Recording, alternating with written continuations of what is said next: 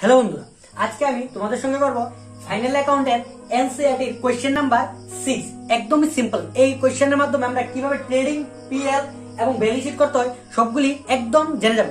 প্রথম আমাদের দেখি ট্রেডিং এর মানে আইটেমগুলি কি কি দেওয়া আছে কোশ্চেনটার মধ্যে এবং কি কি তৈরি করতে বলা হয়েছে। এটার মধ্যে তৈরি করতে বলা হয়েছে প্রফিট এন্ড লস, ট্রেডিং এবং যদিও ট্রেডিং আর পিএল একসঙ্গে তৈরি করা যায়, কিন্তু আলাদা আলাদা করলে বেস্ট। কারণ কোথায় দাগ দিতে হবে, কতগুলি আইটেম আসবে সেগুলো আমাদের জানা নেই। তার জন্য আলাদা আলাদা করে খুলে নিলে একদম বেটার হবে। প্রথম দিয়েছে মেশিন, তাহলে আমি যদি একটা একটা করে এন্ট্রি দিই তাহলে পরীক্ষায় অনেক দেরি হয়ে যাবে। তাহলে সবগুলি এন্ট্রি আমার একসঙ্গে দেবো। যেমন প্রথম মেশিন কি আমার অ্যাসেট, তাহলে অ্যাসেট এর করে আমি ডাইরেক্ট দিয়ে দেবো। আর অ্যাসেট এর করে আমার ডেবিট বা ক্রেডিট বা টু বাই এগুলি আসে না, তাহলে মেশিনারি লিখে নেই আগে। মেশিনারি হলো 27000। নেক্সট আছে কি সানডে ডেটর্স মানে কি যে আমাকে টাকা দেবে, তাহলে এটাও কি আমার অ্যাসেট, তাহলে এটাও লিখে নিই সানডে ডেটর্স।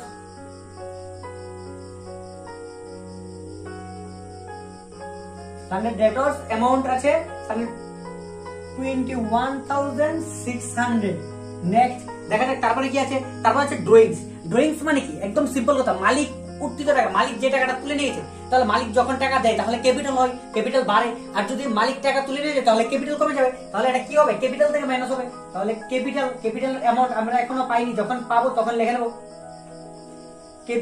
ক্যাপিটাল অ্যামাউন্ট এখানে আসবে, লেস হবে এটা থেকে ড্রয়িং এর অ্যামাউন্ট এখানে দেওয়া আছে। ড্রয়িংস দেওয়া আছে কত? ড্রয়িংস দেওয়া আছে 2700। কারণ নেক্সট কি দেওয়া আছে দেখি। ড্রয়িংস এর মধ্যে পারচেজ মানে যখন আমি ব্যবসা ট্রেডিং অ্যাকাউন্ট করব, যখন আমি এটা আমার জিনিসটা তৈরি করতে সংক্রান্ত জিনিস, তাহলে ট্রেডিং অ্যাকাউন্ট এখানে আসবে। প্রথমে আসবে কি ওপেনিং স্টক, তারপরে কি ওপেনিং স্টক যদি না থাকে তাহলে পারচেজ আসবে। এখানে দেখি ওপেনিং স্টক আছে কিনা। হ্যাঁ, ওপেনিং স্টক এখানে লাস্টে দিয়ে দিয়েছে। Opening stock 600, opening stock 6000। Next দিয়েছে টু পারচেজ। দেখি এখানে পারচেজ রিটার্ন আছে কিনা। পারচেজ রিটার্ন যদি থাকে তাহলে এখান থেকে লেস করো। এখানে কোনো পারচেজ রিটার্ন দেইনি, তাহলে অ্যামাউন্টটা একদম বাইরে লিখে নিই। পারচেজের অ্যামাউন্ট হবে 58,500। তাহলে ওয়েজেস আছে। ওয়েজেস হলো আমার মজুরি মানে যারা জিনিসটা তৈরি করবে তাদের দিতে হবে, নাহলে তৈরি করবে না। তাহলে ওয়েজেস এর ব্যালেন্স এখানে আসবে। ওয়েজেস এর অ্যামাউন্ট হলো 15,000। নেক্সট তারপরে আসবে সানডে এক্সপেন্সেস, কিছু খরচ। সানডে এক্সপেন্সেস মানে কি এটা আমার সাধারণ মানে আলাদা খরচ কোথায়, জিনিস বানান সংক্রান্ত জিনিস আসবে না, এখানে আসবে পিএল। একটু নিচে লিখবে, কারণ এখানে গ্রস প্রফিট বা গ্রস লস বেরোবে, তাহলে সেটা লেখার জন্য একটু জায়গা রেখে দেবে। তাহলে এখানে লিখি to Sunday expenses. Sunday expenses amount কত দিয়েছে? অ্যামাউন্ট দিয়েছে 600। ঠিক আছে, 600 লিখে দিয়েছি। তারপর নেক্সট কি রেন্ট এন্ড ট্যাক্সেস। রেন্ট আর ট্যাক্স কোথায় দেই? এটা আমার জিনিসটা তৈরি করতে তো আর রেন্ট আর ট্যাক্স দেয় না, এটা যাবে এখানে to rent and taxes. Rent and taxes amount হলো 1350। নেক্সট অ্যামাউন্ট দেখে নি ক্যারিজ ইনওয়ার্ড, আনতে যে খরচ হয়েছে, অবশ্যই এটা কোথায় আসবে? এটা আসবে আমার ক্যারিজ আনতে যে খরচ হয়, এটা অ্যাকচুয়ালি পারচেজের সঙ্গে এড হয়। যদি নিচে লিখি তাহলে কোনো অসুবিধা নেই। টু ক্যারিজ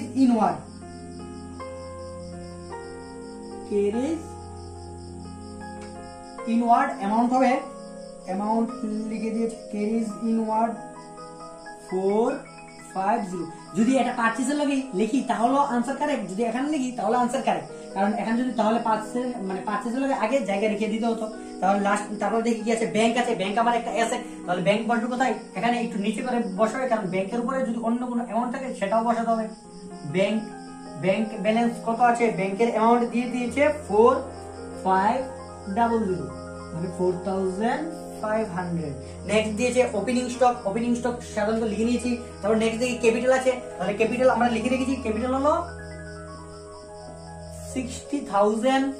নেক্সট আছে কি বিলস পেবল, যে টাকাটা আমার দিতে হবে বিলস পেবল।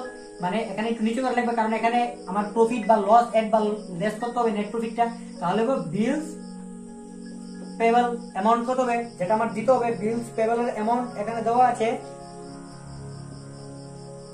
2800। নেক্সট দিয়ে আছে সানডে ক্রেডিটর, তাহলে সানডে ক্রেডিটরের টাকা দিতে হবে। সানডে ক্রেডিটরের ব্যালেন্স কত আছে, সানডে ক্রেডিট ব্যালেন্স আছে 1400। আরেকটা জিনিস মনে রাখবে, একদম সিম্পল একটা কনসেপ্ট, যেখানে এই ট্রায়াল ব্যালেন্সটা দিয়ে দেবে, ট্রায়াল ব্যালেন্সের ডেবিটের দিকের অ্যামাউন্ট সবসময় ডেবিটই বলবে, ক্রেডিটের দিকের অ্যামাউন্ট সবসময় ক্রেডিট বলবে। আর যদি ডেবিটের দিকের অ্যামাউন্ট ক্রেডিটে নিয়ে বসায় তাহলে কিছু না কিছু থেকে মাইনাস হবে, আর যদি ক্রেডিটের দিকের অ্যামাউন্ট ডেবিটে নিয়ে বসায় তাহলে কিছু না কিছু থেকে মাইনাস হবে। একদম সিম্পল কথা মনে রাখবে। দেখো সবগুলি আইটেম যেগুলি ডেবিটে ছিল সেগুলি ডেবিটে বসেছি, যেগুলি ক্রেডিট ছিল সেগুলি ক্রেডিটে বসেছি। আর ড্রয়িংসটা শুধু যেটা ডেবিটের ব্যালেন্স কিন্তু আমি লাইবিলিটি মানে ক্রেডিট দিকে এনে বসেছি, তাহলে ক্যাপিটালের থেকে লেস হয়েছে। একদম সিম্পল একটা কনসেপ্ট। তাহলে লাস্ট হবে সেলস মানে যেটা বিক্রি করেছি। সেলস করেছে কত টাকা, এখানে সেলস করেছে 73,500। একদম সিম্পল। এখন যদি লেস থাকতো তাহলে আমি লেসও করে দিতাম, মানে লেস কি সেলস রিটার্ন থাকতো তাহলে লেস করে দিতাম, কিন্তু এখন নেই। লাস্ট একটা একদম নিচে এডিশনাল একটা ইনফরমেশন ক্লোজিং স্টক দিয়ে দিয়েছে, কি জানো 22,400। একদম সিম্পল। দেখো 20 এটা 20 দুটো অ্যামাউন্ট দিতে পারতো, একটা হলো কস্ট প্রাইস, একটা হলো মার্কেট প্রাইস। এখন মার্কেট প্রাইস কত আছে, কিন্তু সবসময় মনে রাখবে যেটা লেস ভ্যালু আছে সেটাই বসাবো। কেন বসাবো, কারণ যদি আমি এখান থেকে প্রফিটটা বের করে মালিককে দিয়ে দিই, তারপর আমি বলতে পারবো না যে একটা জিনিসের দাম এক্ষণে ধরে নাও আমি 500 টাকা দিয়ে কিনে আনছি, কিন্তু বাজারে এখন 200 টাকা আছে, তাহলে আমি 500 টাকা দাম ধরে মালিককে আমি প্রফিট দিয়ে দিচ্ছি, কিন্তু যখন আমি বেচতে গেলাম তাহলে আমার এটা 200 টাকা দিয়ে বিক্রি করতে হলো, তাহলে কি আমার কি এই যে লসটা দেখাবে সেই লসটাকে আমি নিজের থেকে বলবো না, তার জন্য যেটা কম ভ্যালু আছে সেই ভ্যালুটাই আমার ধরতে হবে। তাহলে আর যদি এডিশনাল ইনফরমেশন থাকে তাহলে দুই জায়গায় বসবে, কারণ জার্নালের রুলস অনুসারে আমার দুই জায়গায় বসবে। তো বাই এখানে ওপেনিং স্টক থাকে তাহলে এখানে ক্লোজিং স্টক তো বসবেই। ক্লোজিং স্টক অ্যামাউন্ট হলো 22,400। নেক্সট এখান থেকে ব্যালেন্স আবার কোথায় যাবে, ক্লোজিং ব্যালেন্স মানে কি, এটা আমার অ্যাসেটও বটে, কারণ পরের বছর আমি এটা ব্যবহার করব, তাহলে এখানেও চলে যাবে closing stock amount 22,400 maybe 400। Next এবার এটা ক্লোজ করা যাক, এখানে আর কিছু আইটেম নেই, একদম সিম্পল ভাবে ক্লোজ করব, শুধু আমাদের আনসার বের হয়ে যাবে। দেখা যাক এখানে কত আছে অ্যামাউন্ট, প্লাস করা যাক 9,005,9 সিম্পলি 9,5,9,000। তাহলে এটা মাইনাস করা যাক, তাহলে দেখি 9,5,9,000 minus 6,000 minus 5,8,5,000 minus 15,000 minus 450 equal to বের হবে আমার 15,950। এটা হবে 2 গ্রস প্রফিট। একদম সিম্পল। এই প্রফিট পেয়েছে তাহলে এখানে যাবে বাই গ্রস প্রফিট কত পেয়েছে 1,5,950। এই অ্যামাউন্টই বড় দেখা যাচ্ছে একদম সিম্পল হবে, তাহলে এটা লিখে নিই। তাহলে অ্যামাউন্ট হবে 1,5,950 ক্লোজ। এখানে হবে 1,5,950। এখান থেকে লেস করে দেবো, এখানে লেস করতে কত হবে, এটা নেব 1,950 লেস হয়ে যাবে, তাহলে 14,000 বেড়ে যাবে টু নেট প্রফিট। এটা হবে নেট প্রফিট। এখানে যদি এদিকে বেরোতো তাহলে নেট লস হতো, প্রফিট বেরিয়েছে তাহলে মালিকের টাকাটা নিয়ে নেবে, তাহলে এটা অ্যাড হবে, অ্যাড নেট প্রফিট অ্যামাউন্ট হবে 14,000। এবার এটা মাইনাসের আছে তাহলে এটা একটা ব্র্যাকেটে দিয়ে দিতে হবে, কারণ অ্যাকাউন্টের ভাষায় মাইনাস ব্র্যাকেট দিয়ে ব্যবহার করা হয়।